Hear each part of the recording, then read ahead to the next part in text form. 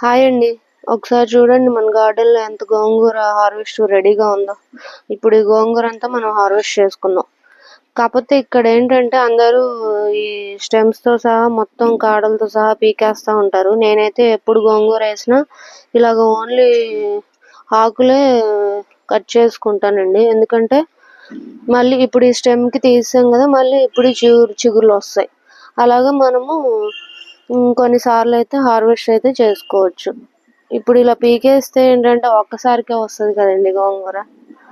మనం మళ్ళీ రిపీటెడ్‌గా కావాలంటే ఈ ఆకులొక్కటే రిమూవ్ చేసుకొని మళ్ళీ కొంచెం ఏమన్నా మెన్యూస్ ఇస్తా ఉంటే మళ్ళీ మనకి చిగుర్లొచ్చేసి గోంగూర మళ్ళీ మనకింత బుషీగా వస్తది.